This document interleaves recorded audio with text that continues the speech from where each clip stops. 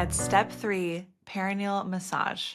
Perineal massage is a tearing prevention tool that can be utilized in pregnancy and during labor. The perineum is the tissue between the vagina and the anus. And when we do these massage techniques, we stretch the tissue that surrounds the vaginal opening, promoting more flexibility, which can then help support it in not tearing. This is done with a vaginal safe oil, such as olive oil.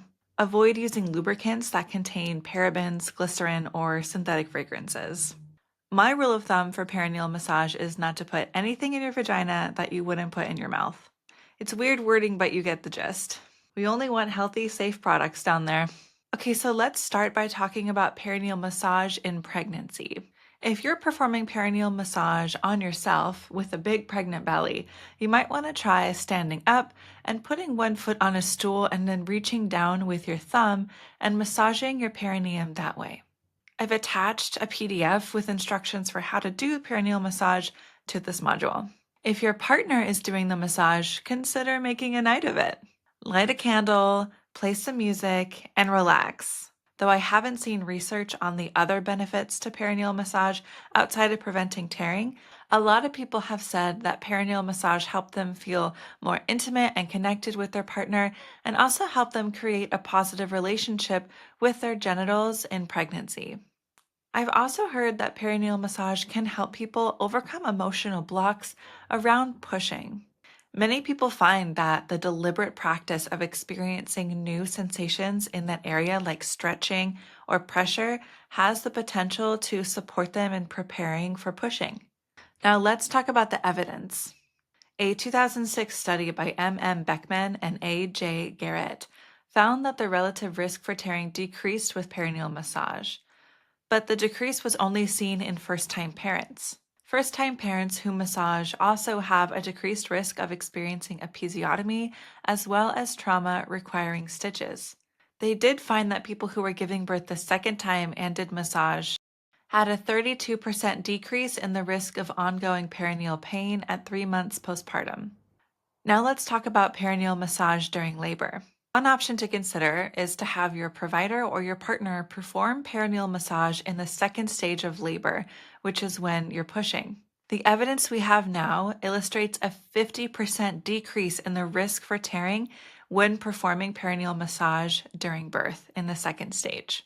If you prefer provider hands off for when your baby is coming out, you could ask your provider to perform perineal massage and then take their hands off when the baby starts to crown. But if you make this agreement with your provider, be sure that your birth partner or your doula or anyone else who's on your birth team is there to be aware of that agreement and support it in happening. If you have any hesitancy about your provider accessing your genitals when you're giving birth, I encourage you to ask someone else, like your birth partner, to perform perineal massage instead of your provider.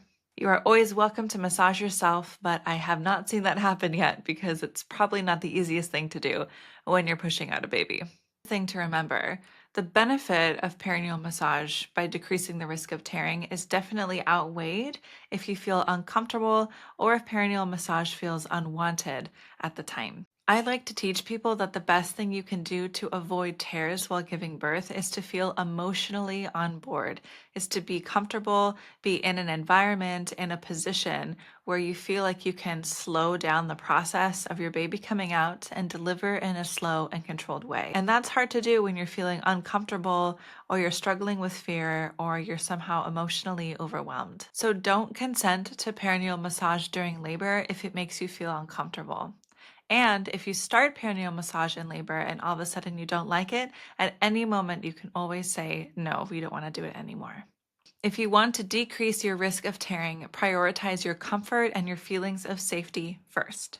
Another factor to consider is that even though perineal massage may be unwanted, some people receive it without even knowing that it's happening to them. I have heard many reports of care providers performing perineal massage on the person giving birth without their knowledge or consent because they had an epidural, maybe they were on their back, and they couldn't see their provider past their belly. There have also been reports of care providers performing perineal massage aggressively. This is a form of obstetric violence, and it is not an acceptable way to treat anyone during labor and birth. No one has the right to touch you or your body or your baby without your full informed consent. Informed consent means you know the risks to the procedure, you know the benefits to the procedure, and you know that you have the option to decline at any moment.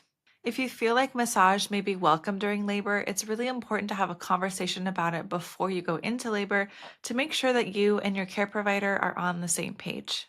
Ensure your doula or support people are also on the same page to help advocate for you and make sure that nothing happens to your body without your full informed consent. If you are at all hesitant to trust your care provider with this, listen to your red flag detector and decline. That is all for perineal massage. I will see you in the next module for step 4.